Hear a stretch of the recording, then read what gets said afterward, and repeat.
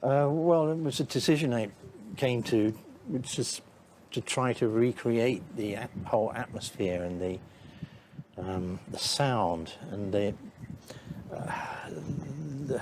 little nuances of playing that are used on Ommadawn. Ommadawn was all acoustic instruments. There was no synthesizers, apart from the one very early string synthesizer called a Solina. So the first task with Return to Ommadawn was to gather together all the instruments that I would need.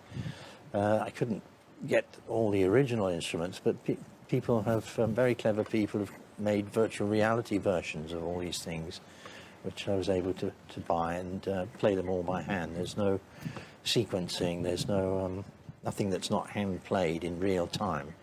In fact, I even went so far as to ditch the electronic click track, and I got an old clockwork wind-up metronome which I recorded with a microphone, so it's going tick-tock, tick-tock. So I think it gradually slows down as the clockwork runs out, so I had to keep like winding it up again.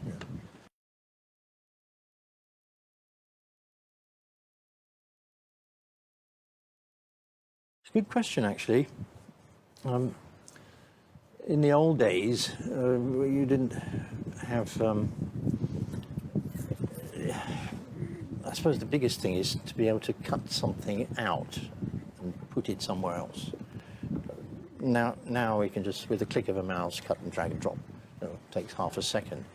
In the old days, you'd have to do things like, if you wanted a loop, you'd have to make an actual tape loop, which means that you'd get a long piece of tape and you'd stick it together with sticky tape, and then you'd put the tape, find strategic points around the room where you could actually put the tape, where it wouldn't get stuck up, so that it would go around, it would go like over the chair, go under the table, go over the lamp, and then it would go back in again, you know. I remember doing that a lot with the original Ommadawn, because I wanted this vocal to just be continuous without any breath.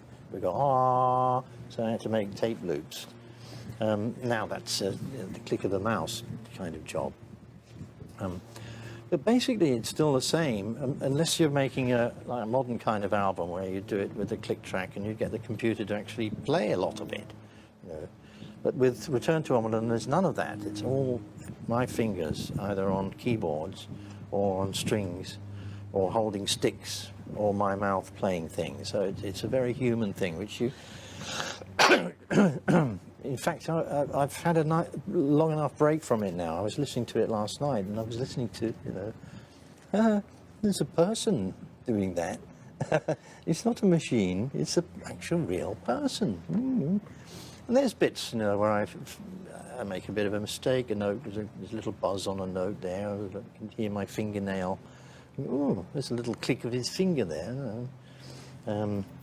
There's sometimes where, you know, if you're playing guitar, you play it and it's like talking and you breathe, so you go, and you go,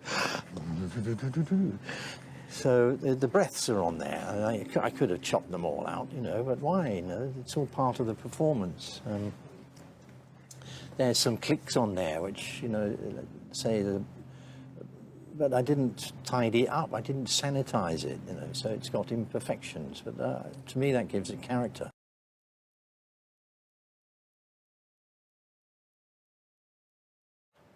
Well, when I started it, all I had was the metronome clicking away in complete blank empty space, and I just thought how to start it.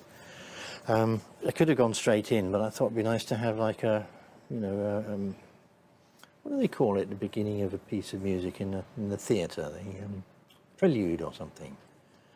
And then I've also noticed on social media how popular Hergest Ridge still is with a lot of people. In fact, I remember speaking to one very senior BBC DJ who loves Hergest Ridge. The main thing that you remember with Hergest Ridge is the whistles. In those days, I had the idea to make this sort of penny whistle orchestra, all very distant, with this sort of drone underneath it. And so it gives it a sort of Celtic, you know, misty landscape feeling. And I thought, well, I can do that again. So I decided to use penny whistles because I can play them myself. and started off with this, dreamy penny whistle sound, with a drone, almost like bagpipes, but with penny whistles, just with feeling of like, the Hound of the Baskervilles, this kind of very moody.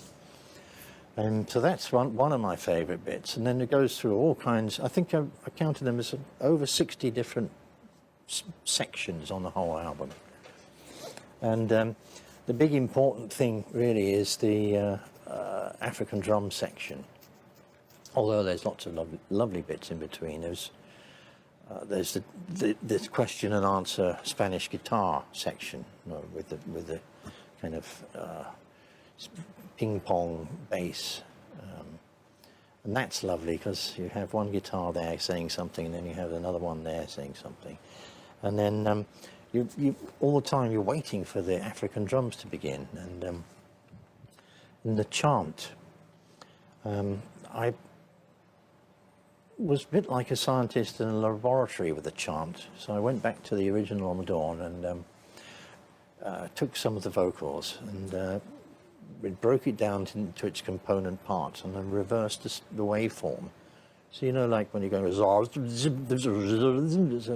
yeah, and you play something backwards, and there was a couple of little bits in there that I thought, I can use that little bit of backwards, and I'll cut and paste that little bit of backwards with the other little bit of backwards, and there's a little bit of forwards there, and then it's like sculpting, making a statue. And instead of stone, I was using a piece of the original Ommadawn, and just by some chance or whatever fortune, I stumbled across a whole new melody. And then I had my African drums, which I can't play very well, but I can play well enough to keep a simple beat. And so I started putting something together. But it's only once I started putting proper real acoustic guitars on it and a proper electric guitar on the top. And then my favourite bit is right at the very end of the chant section. You've got the screaming electric guitar again, which was made in the middle of a thunderstorm in the original. And then I got this idea to put mandolins on there, these cascading mandolins, and they cascade so beautifully against this, background scenario of drama and drums and chanting, and so that's my favourite bit, the mandolins at the end of the chant section of part one. The idea for part two was, it actually started with, I was looking around to find some virtual reality recreations of instruments from the early 70s, 60s even. And I stumbled across, somebody had made a collection of instruments which were used on the early Beatles tracks. And one of those instruments was a clavioline, which I hadn't really heard of before. And it was a very simple, I think valve-based or transistor-based, tone generator. And that was the instrument used on Telstar by the Tornadoes. I think it was one of the first singles I ever bought.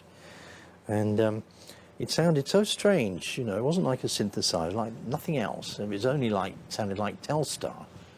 So I was messing around with that and I came across this melody which sounded a little bit like Telstar. So, okay, well, I'm making another Telstar. So, 2 days later, here I am with a, new track.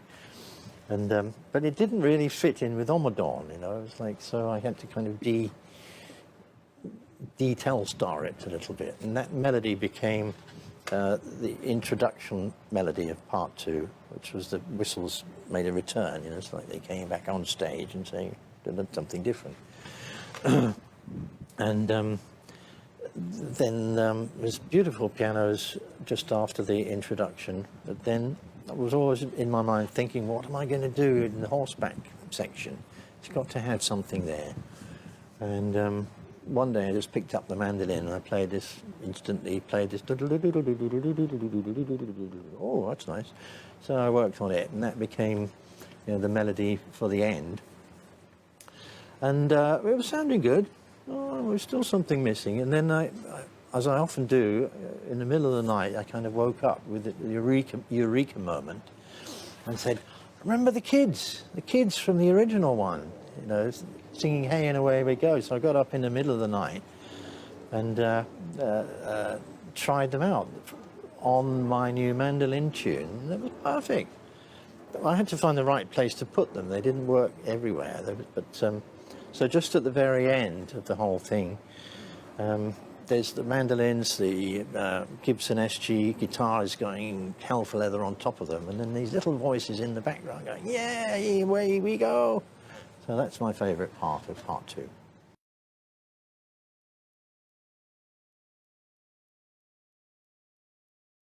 Funnily enough, on the one of the internet sites, people have been posting their own ideas of what the cover should be for months now. Some of them are fantastic, and I like them all. And then there was one day I was having a marathon session binge watching Game of Thrones, and I was thinking of all the snowy scenes, you know, like on the wall, the ice wall, and I started looking at pictures, just doing internet searches of ice. Ooh.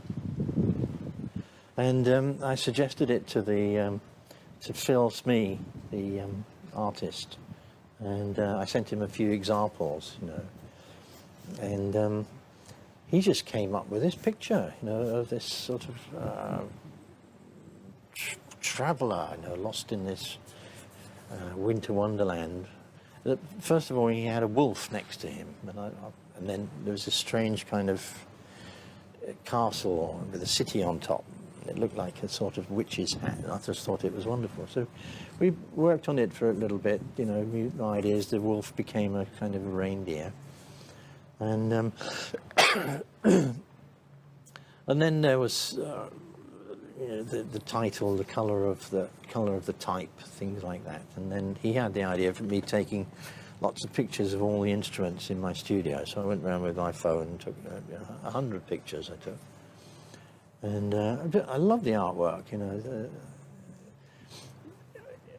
There's going to be people saying, oh, it's some kind of concept album about a man. It's not really, it's just a picture. You know? And the snow seems to fit the music, which is the opposite of here. So you know, it's just the mood. If you look at the picture and listen to the music, you know, from the ghostly whistle introduction, you kind of feel kind of, ooh, snow, mountains, you know, it's spooky.